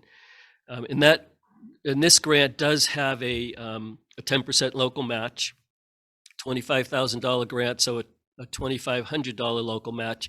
However, if the town adopts the zoning recommendations from the study before the grant is closed out, then they waive the match and they pay that part too. So they're trying to incentivize that their work is meaningful and implemented. So we'll be getting a look at the planning changes before. Before adopting them, yes, yes, Okay. sure. So then an update that, Well, before we jump off that one, Yep. Gary, so if the applications are due on the 15th, are we going to have an action item for the board? yeah, so Or- November 3rd, Because our select meeting board is the meeting. 16th, so we, Yep. okay. So, So that one will be at the Planning Commission for their approval and signage on October 28th. And if the Planning Commission approves it, then it will come to the Select Board on November 3rd. okay, thank you. Any questions on the grants before I jump back to one? Nope. Because you got what? Good So work. just, Last bridge is so- back again. so just on one update on the, so the V-Trans Rail Division is looking, they got a request, not a request, they got a demand from the Department of Justice that the Amtrak stations have ADA accessible parking lots. So in the Centennial parking lot, there's designated parking for the trains, but there's no ADA parking spot. So they would like to take two of the spots and combine them into one ADA spot so that it's van accessible as well as vehicle accessible. And at this point, we would like to say yes to them, along with Scott has some recommendations for making sure that while they make the ADA spots, they're gonna do the work, the signage, the groundwork, stenciling, that they also make sure there's the sidewalk is to ADA code and has safe access from the parking spot all the way over to the train station. And there is flooding right around that area on Depot Street when it rains. So to make sure that that drainage piece also is clear so that you don't go through 6 inches of water in your wheelchair. And so I guess that's, I don't know if that's So anything where would that those needs a- parking space, where would that parking space be? Is it one of the two, in the current lot? Which side of the lot are they? So it would be the current lot, and It could be the two out of the 6 that are already designated train parking that are closest to the road. Those do abut right up against a sidewalk that just would need some improvements to meet ADA requirements. Or it could be on the other side, opposite the 2 spaces closest to the entrance, could also be the spot. And then they would have the entrance. They wouldn't need a sidewalk right there, but then the sidewalk from where the entrance picks up and heads to the railroad tracks would have to be improved. The Right only now, it reason- has a pretty steep. Yeah, the only reason I asked was with the new construction, well, that bridge is taking some of those parking spaces. I wonder if those handicap spaces are in that area that's gonna be taken over. which Yeah, means so It's a further walk for a handicapped person if you're gonna have to move them to the other side of the parking lot. yeah, no, so it wouldn't be moved there. So the person who's doing the asking is also the person who is looking at the right of ways for the rail, where they didn't want us to have the off alignment bridge, and they were pushing for it to be, come out at a different spot in Canal Street, and are very aware of the bridge project and what it looks Okay, like. that's all. So if you have a preference, you could say that. And if you don't, we could leave it up to V-Trans, which of the 2 spots that are closest. And right now, they're proposing, because it's a intergovernmental directive, that they're going to fund this completely. So we're not on the hook for any local share or any matching. It's just simply working on location and then making sure that wherever we put these things, that there is a reasonable, that they meet the standard to get somebody from that space Yeah. to the building. So that's really the only 2 concerns that I have. Okay, you all set to go on to the next one, number Yes, 7? Yep, It's Bylaw Bridge resolution. Rlf Bridge. So we had talked about this at our last meeting, and we've also talked about it. There'll be a companion resolution at the next village meeting. And the point of this is it's grown out of a conversation. If you remember, we started talking last year. Bonnie went over and spoke to some of our elected officials across the river. We've been talking to our federal and representatives and members of their staff about how can we reprogram this initiative so that it might be have a better opportunity to get funded, because we weren't getting anywhere, obviously, with just sitting on the tip at these 50% or unfunded portions, and then it sits and it gets pushed and it never quite gets to construction. So one of the recommendations is to change the allocations. And so I think what this resolution does, if you remember our previous one, was I think I had included a copy of what you had done originally. If you look back in March, you can see that, the $11 or $11 million number, and we had earmarked, that there would be some funding from, but basically an 80-20. And I think some of their hesitancy at the federal level, well, nobody ever gives you a direct answer, was that it didn't fit within their structure in terms of the percentages on how it would be funded, because only a certain portion is in Vermont versus how much is in New Hampshire. So the recommendation of some of the staff people, once we got these new numbers, which came directly from the New Hampshire tip. So these new bridge numbers were not numbers that we created. These were created from the engineers from the New Hampshire side.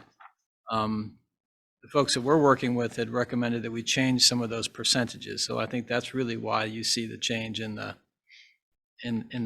proposal itself, and that fits more into past practice in terms of how they allocate funding from some of these bridges that span, the river and touch down a portion in Vermont and a portion in New Hampshire. So that's how they have traditionally funded those types of improvements. So that's why we made this specific recommendation. Whether or not it'll be successful is anybody's guess, but at least it fits more closely into previous or past practice, and that seemed to make some of the folks we spoke to, they thought this would help us maybe move this towards funding. So that's a little bit of the background as to why we brought it to you in this format. The only thing I would add is that the resolution is designed to take all the pieces that Scott said and include the pieces that Bonnie was working with Walpole on, where we ask the federal delegations, but also I think the Walpole Select Board had asked to include New Hampshire DOT, and VTrans was asked to be involved. So the resolution makes it so that it works to go to VTrans to get it on the STIP, and New Hampshire DOT, New Hampshire folks, for them to get it on and to be the comment on their STIP, which this Right. is for the comment period on the STIP that's on the next page. It also works for going to our congressional delegates, as it asks them to earmark the funds for these bridges, so that while they're putting federal highway funds towards it, the DOTs can't then just use it on a different project if it's designated. So the resolution is really directed to accomplish all of those pieces. So, do we need to read the resolutions here? Is Or do this we- just something we have to act on, or? Well, we have to get it into the public comment period. It closes by November 8th for the current New Hampshire portion. So that's why we brought it tonight, so that we could get it in for the New Hampshire 10-year plan. So do we have to vote on this board? Yes. Yeah. So, I move that we approve this resolution. there's two of them Second. there. Any further discussion, questions? No, do we have to read out the resolution or just say we're going to approve it? Yes, Well, no? We're adopting the resolutions, two of them actually, one for the VTrans and one for the state of New Hampshire, to provide funding, and then there's a third one that's the resolution for Welch to commit funds for two other projects. Well, one of them's a bridge and the other is the hotel, so we'll have to get to that one next.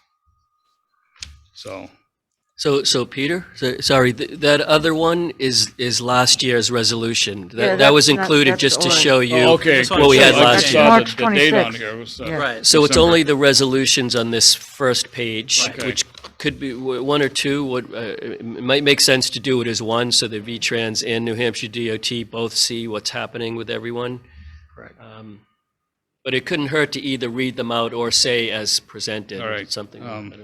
All right, want me to rephrase that? I move that we accept the resolutions presented to, dated October 15th, requesting that we authorize VTrans to include funding in the STIP for the Vilas Bridge, and we authorize New Hampshire DOT to include funding for the Vilas Bridge. Do we hear a second? I second. Motion made and seconded. Any questions? Seeing and hearing none, all those in favor would say aye. Aye. All those opposed would say nay. Motion carries. And lastly, we are on review Rlf projects. There's a spreadsheet in your packet. Does anyone have any questions? Just maybe a little bit of background on this, and this was one of the areas that we've been working with Cynthia on, because we needed to do some cleanup on some of these accounts, and so Gary and Cynthia had spent a pretty decent amount of time going through, updating and making sure that we had all of these loan dates and amounts and funds were accurate. So this has been vetted pretty intensely. Took a lot of work to get it to this point. So I think these numbers, we feel pretty confident that these are accurate as to where we currently stand with all of these various projects. So what is Red Dog Ventures? So that's a new loan as of last year that had some miscommunication with the finance office, and and ACH transfers. And it is for the purchase and improvement of on Pleasant Valley Road with the E and Eddie's building where there's a blacksmith shop. Oh, okay, yeah, right, yeah. Yes. So it went towards that, that project. So what, these notes, they So- don't make sense. It looks like there's typos or something. Yeah, so the agreement was signed and the borrower arranged with the finance director to have the payments Right, automatically taken. yeah. And But so that didn't happen, and they had more email communications. The borrower said, nothing's coming out of my account. And this was over a period of months, and it eventually, and then we didn't have a finance director for a little while. That kind of got lost. And when I was chasing it down, it turned out that the town can't, working through them with Cynthia, Red Dog really wants to do automatic. We can't, the town cannot do that, just take funds. So at this time, so we asked Red Dog Ventures to create an auto bill pay with their bank to send us. So you're the still funds waiting every for month. that to get set up? Well, so they set that up, and they did. I did get a call from their bookkeeper asking for, where to send the catch-up check and where to send the automatic bill pays. Okay, So it's just, these notes are a little bit, yeah, they don't make sense here, so. Okay, all right, thanks. So what's with C and K, I guess that's been a perennial issue going on. So evidently there's something working on for that one, because I noticed his last payment was March of 20. Yeah. So what happened with that? They made a catch-up payment of somewhere between $3,000 and $5,000. I don't have that spreadsheet in front of me, but they made a catch-up payment in March of 2020, and then when COVID came up and the recovery plan had what did you call it? Was not penalizing loans that were not being able to be made. The finance office agreed to do that with any of our loans that were that started being behind then, not stuff that was behind before March. And C&K had caught up right then before that stuff happened. So that's where it sits now. My conversation with him last month when we started going through these is he was going to pursue a bridge loan to get caught up on the town. So what happened with the Crazy Beans here? I guess there's the 6,800. Yeah. So so Crazy Beans,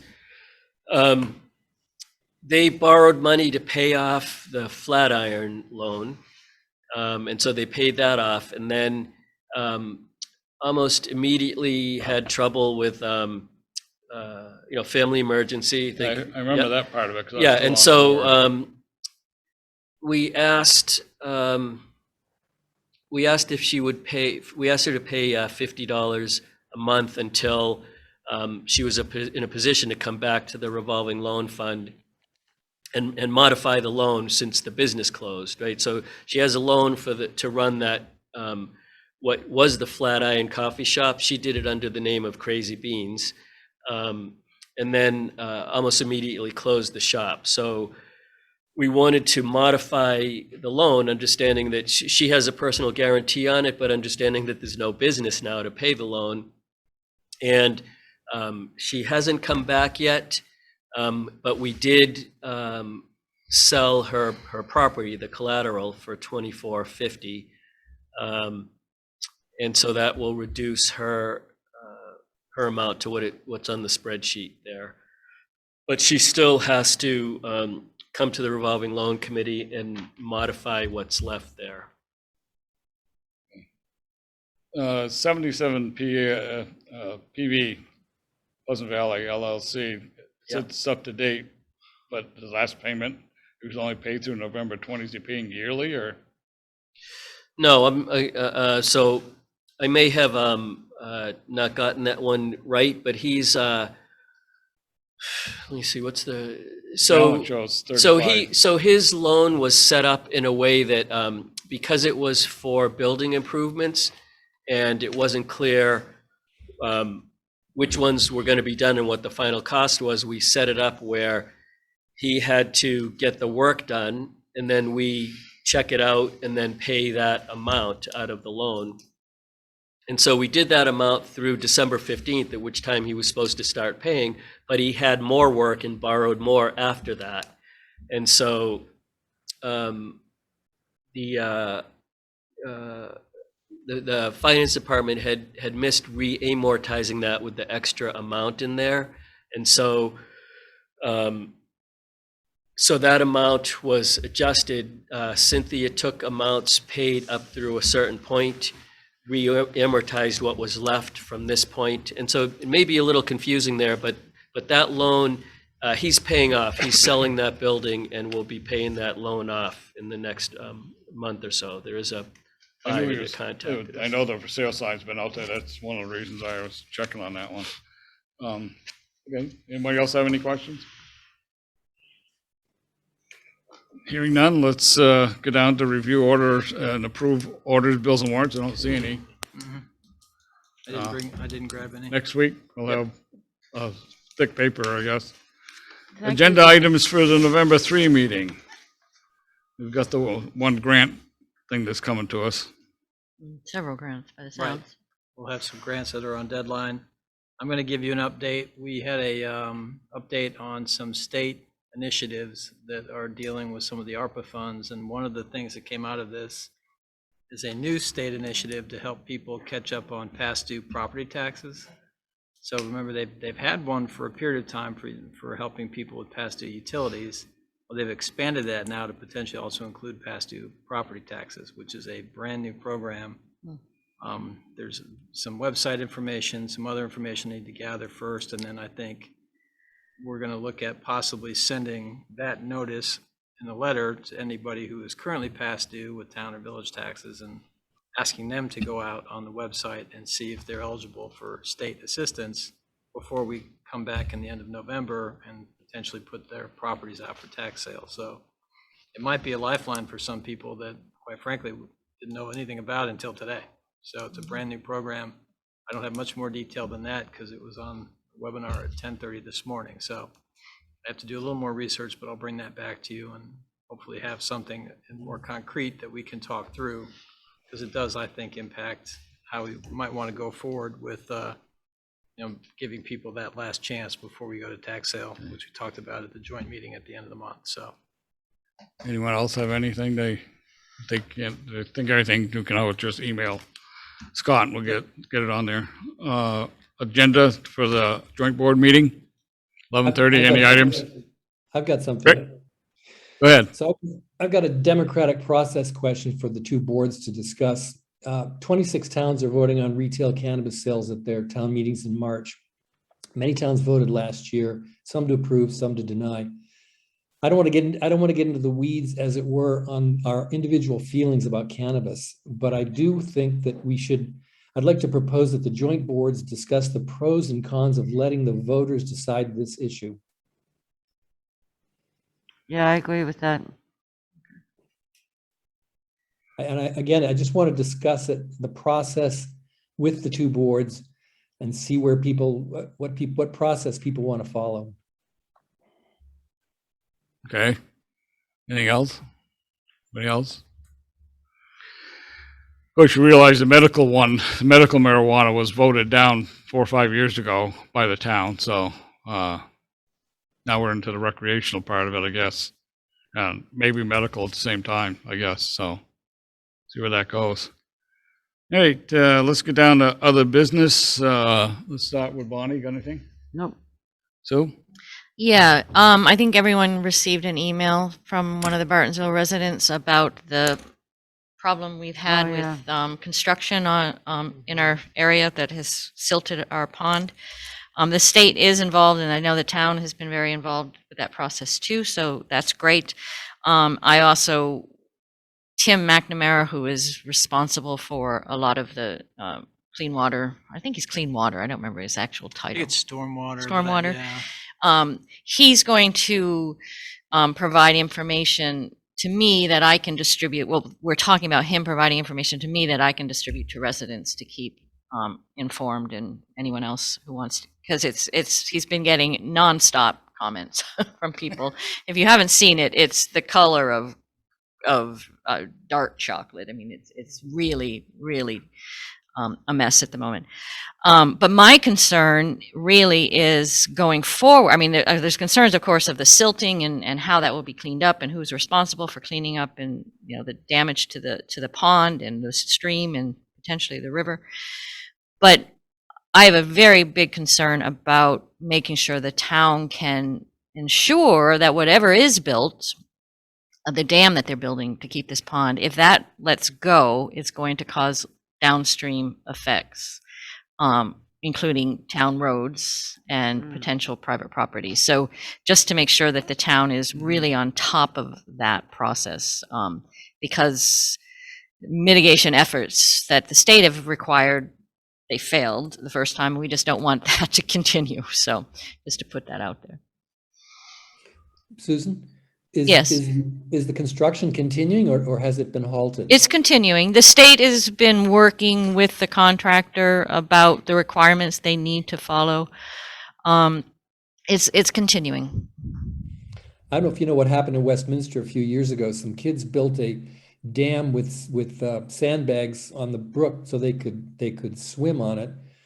I mean, rather ice skate. A big storm came along, blasted the thing out, and it took out 2 culverts, and the town had to spend $220,000 to replace a culvert with a box culvert. And a lot of property damage happened as a result of that. And that dam was only, I don't know, a couple, 2 or 3 feet high.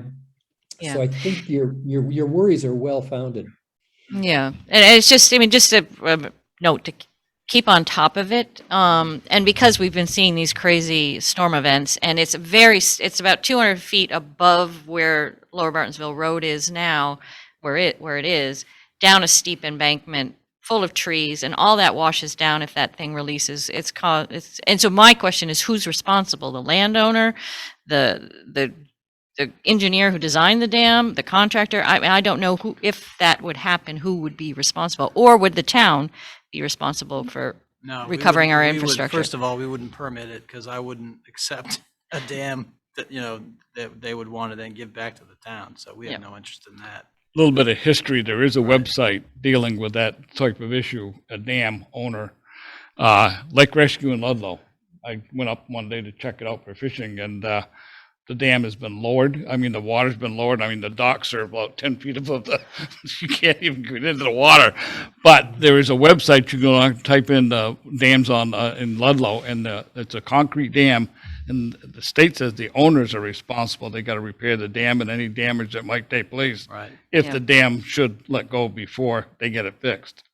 So I don't know if that gives you any help, but I mean. Yeah, well, I just want to make sure that and we I don't get on the hook. understand how A&R if- would permit a dam there anywhere with a dirt. I assume it's going to be earth, and I don't think it'd be concrete. No, I have a feeling it's going to be, they have a new contract engineer involved, and I think they're going to make them go through a lot of hoops to make sure that it is secure. I'm just concerned that there's, that is followed. Oh, yeah, Because no, the state's got it's plenty, dangerous. A&R's got plenty of work to do, and they're far away, that we've already had problems with nobody really paying attention to what has happened. We don't want that to continue. I did stop in, as I told you, I was going up there, and I had a nice chat with Henderson, so. Yeah, So, it's a mess. yeah. But I mean, it will take time for the silt to That's settle, what- and that's then what he there's the told me, question of that- what happens with the silt that's settled in the bottom of the Yeah. pond. There's lots of unanswered questions. but Right. The state's seemingly on top of it. Yeah. Elijah, you have anything?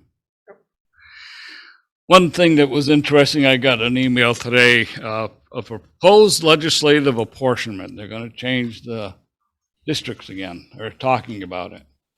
Saxon River will be given to Westminster if this goes through. So Everything at least south of the bridge going in, the first bridge into Saxon River will be now into the Westminster district, if it goes through. Also, it's going back into history to where they first started out with one town or one district, one representative, and then it expanded where some districts have 2, 3, 4, 5 representatives depending on population, et cetera. So they're trying to, I think, get back to that.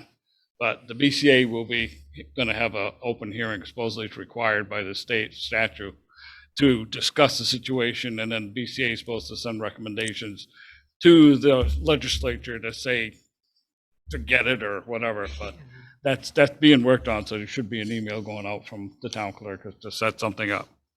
So just thought I'd mention that. So something to look forward to. Yeah, Rick, you have anything? Nothing. Okay. That being Yeah. said, I think Rick's ready for bed. That's what he said. Okay, that being said, there's no need for an executive session that I can think of, so I would take a motion to adjourn. I move that we adjourn. Okay, you're too late, so you already beat you to it, but if that's the take your case, second. I'll take a second, and if everybody's okay, we'll say aye and we're out of here. Aye. We're out of here then.